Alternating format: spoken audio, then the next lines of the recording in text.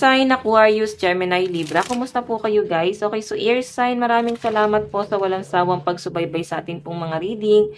And paalala lang po na ang reading po natin ay general reading lamang. So maaari po kayo guys makarelate, maaari rin naman pong hindi. Kaya gawing gabay lamang, okay?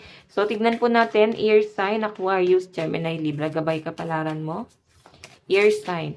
So guys, meron po tayong healthy choice, making healthy choice in love and life, self-love, self-care, being happy. So masaya ka sa pinipili mo ngayon, lalo na pagdating sa pagmamahal mo sa sarili mo. Kung ikaw ay may karelasyon guys, maaring maganda, no? Maganda kung sino man yung pinili mo ngayon. Nagkakaroon ka guys ng peace of mind, okay?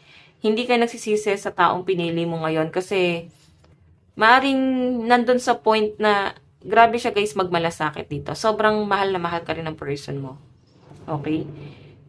Tignan nyo guys, nandito po yung the snake. Nakakapil ka rito na hindi mo kailangan makipagkompetensya dito sa relationship na to.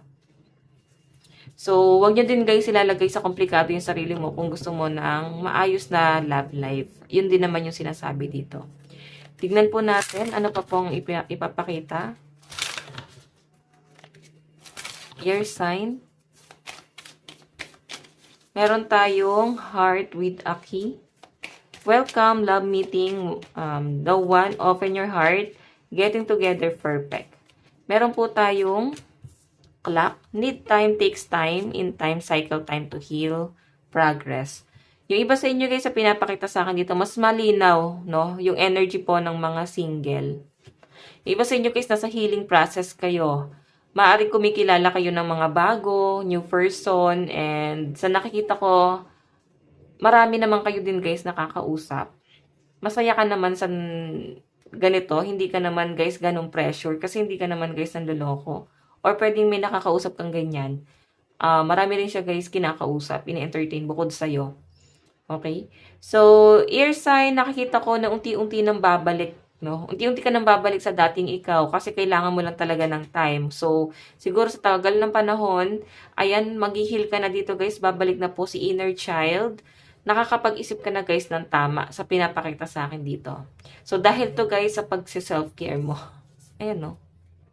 Para bang na-realize mo, masaya pa lang mapag-isa. Masaya pa pala nang mag-isa. Hindi kailangan i-pressure yung sarili. Okay? So, I think nakikilala mo na yung taong para sa'yo or makikilala mo na guys. Meron ka sigurong nakakausap dito, pwedeng hindi nyo pa guys to nakikita or kasi siguro may pagkikita yan no. Magmi-meet kayo no. So maaari na pag-uusapan na yan guys. Okay, so tingnan pa natin ano pa pong ipapakita sa inyo.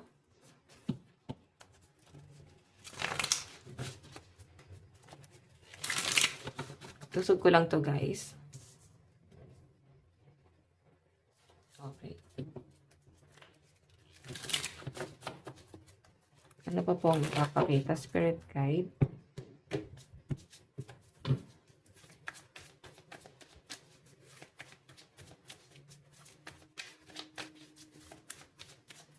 Meron tayong good news, 'di ba? Sabi ko sa inyo maganda na po ang mangyayari sa inyo kasi nga nakapag-heal ka na.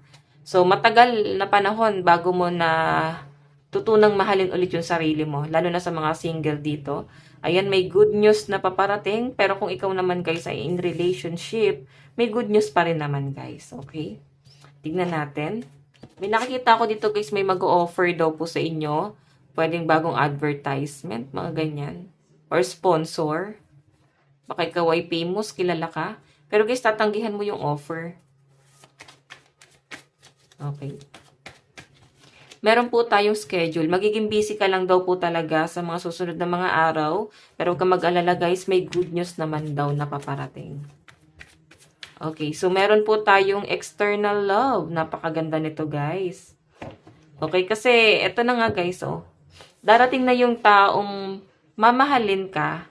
Maaaring ito na yung soulmate mo. Okay, siya na yung kasama mo sa pagtanda. Ayan. Okay? Baka siya to guys, yung good news na paparating. Pwedeng, hindi ka naman guys, hindi ka pa naman ready pumasok sa relationship. Mas nag-enjoy ka pa. Mas nag-enjoy ka lang nag-iisa. Pero ito nga guys, may manggugulo sa inyo. May lalapit po sa inyo. Okay? So, sinasabi dito, bigyan mo lang muna talaga ng time yung sarili mo para makarecover ka ng tuluyan. So, tignan pa natin ano pa pong ipapakita rito. Okay, pagdating sa inyong love life, ang lucky number nyo guys is 42, 76, and 50. Tingnan pa natin.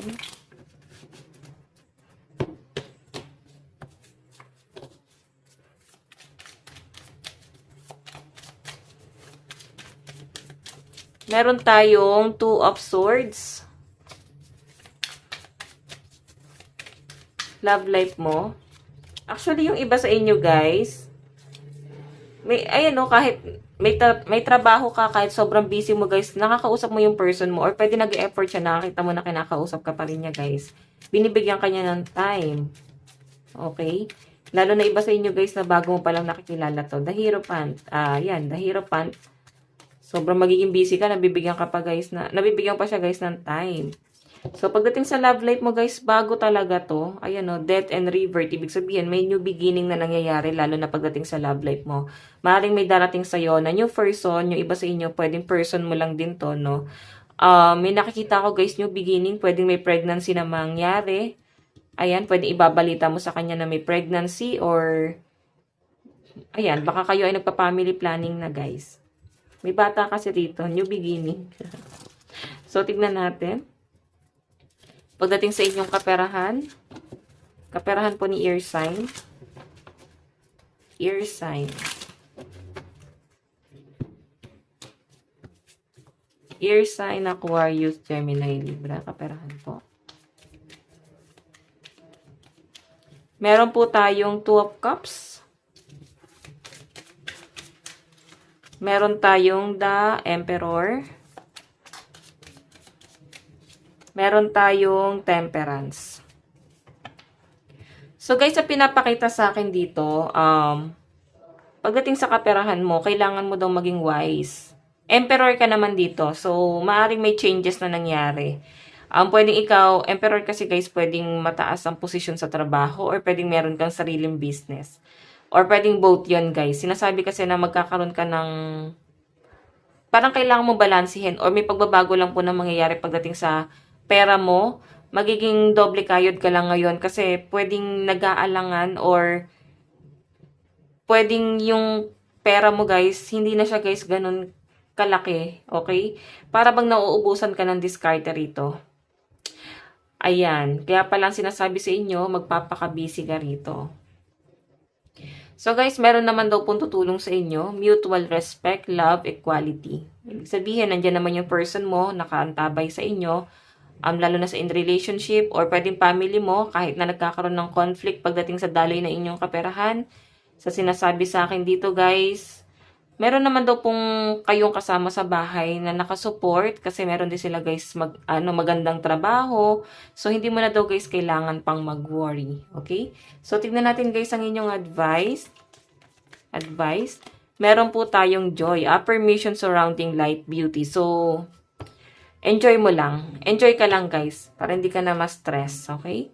So, guys, ito lang po ang inyong reading. Hanggang sa muli. God bless and love you. Thank you.